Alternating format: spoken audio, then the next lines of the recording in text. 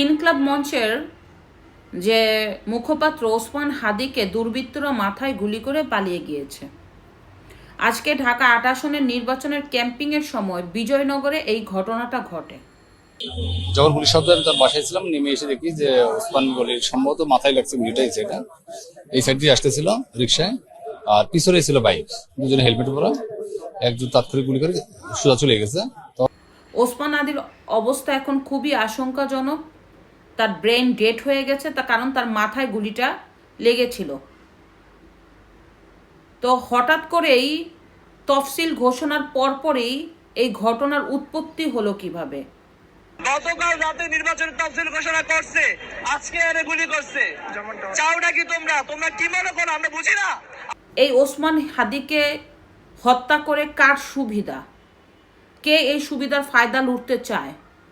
এটা কিন্তু এই মুহূর্তে একটা বড় প্রশ্ন হয়ে দাঁড়িয়েছে। কারণ আপনারা সবাই জানেন গতকালকে তফসিল ঘোষণা করা হয়েছে, সে ঢাকা ৮ আসন থেকে নির্বাচনে স্বতন্ত্র প্রার্থী হবেন। অনেক আগে থেকে এর জন্য ক্যাম্পিং করা শুরু করেছে। তার আসনের প্রার্থীকে, তার প্রতিদ্বন্দ্বীকে, বিএনপি থেকে কে, এনসিপি থেকে কে, আসলেই কি তার প্রতিপক্ষ হিসাবে ঘায়েল করার একটা চেষ্টা, যে তার ঢাকা ৮ আসন সবার মুখে মুখে রয়ে গেল, নাকি অন্য কিছু হতে পারে? যে কারা নির্বাচন চায়নি, এই মুহূর্তে যারা ক্ষমতার চেয়ারে বসে মজা নিচ্ছে, ক্ষমতার চেয়ারে বসে অদৃশ্যভাবে বাংলাদেশকে নিয়ন্ত্রণ করছে, তারা কিন্তু নির্বাচন চায়নি। কারণ নির্বাচন হয়ে গেলে তো তারা এই ক্ষমতায় থাকতে পারবে না। এটাও হতে পারে নির্বাচন বানচাল করার জন্য এই ঘটনাটা ঘটাতে পারে। আবার আরেকটা হতে পারে সরকারও চায়নি নির্বাচন হোক, শুধুমাত্র বিএনপির চাপে তারা বাধ্য হয়েছে তফসিল ঘোষণা করার জন্য। এখন দেখাতে পারে আইন শৃঙ্খলা বাহিনীর পরিস্থিতি ঠিক নাই, যার কারণে এখন নির্বাচন হবে না। এটাও হতে পারে। আবার কেউ নির্বাচন চায় না, তার জন্য ঘটাতে পারে। চাঁদাবাজির জন্য হতে পারে, দখলদারিত্বর জন্য হতে পারে, এরপরে রাজনৈতিক প্রতিপক্ষর কারণে হতে পারে, আধিপত্য বিস্তার কারণে হতে পারে।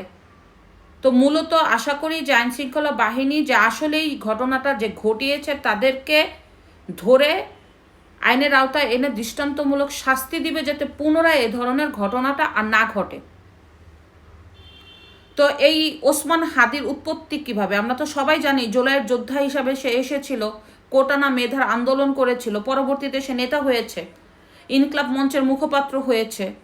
এই ব্যক্তিটার এত আশঙ্কাজনক অবস্থাতে কিন্তু অনেকে আবার আলহামদুলিল্লাহ বলছে, আবার অনেকে তার প্রতি দোয়া করছে তিনি যাতে সুস্থ হয়ে যান। কিন্তু আলহামদুলিল্লাহ বলছে কারা? কারণ কি? এর মূল কারণ হচ্ছে তিনি যখন থেকে এই যে নির্বাচনের ক্যাম্পিং শুরু করে বা রাজনীতিতে অংশগ্রহণ করে, শুধুমাত্র নিজের ফায়দা লুটার জন্য সে তার নোংরা ভাষা দিয়ে প্রতিপক্ষকে ঘায়েল করার চেষ্টা করেছে। ধানমন্ডি ৩২ বলেন, আওয়ামী লীগের নেতাকর্মী বলেন, অথবা শেখ হাসিনা বলেন, নোংরা ভাষায় প্রতিপক্ষকে ঘায়েল করে গণমাধ্যমে সরাসরি উচ্চ কণ্ঠে সে এগুলি ব্যবহার করত, যার কারণে তার এত আশঙ্কাজনক অবস্থা। অনেকে আলহামদুলিল্লাহ বলে, যদিও আমি এটার আশা করি না।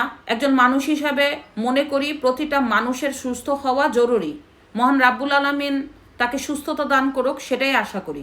তবে আমাদের এই যে রাজনীতি, নোংরা রাজনীতির ছড়াছড়ি এখন সমাজে ছড়িয়ে গিয়েছে, এটা বন্ধ হওয়া উচিত।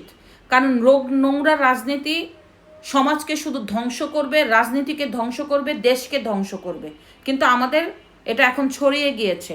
আপনি আমাকে থাপ্পড় মেরেছেন, আমি আপনার বাড়ি ভেঙে দিব, এখন এগুলি চলতেছে। অচিরেই আসলে এগুলি বন্ধ হওয়া উচিত। ধন্যবাদ।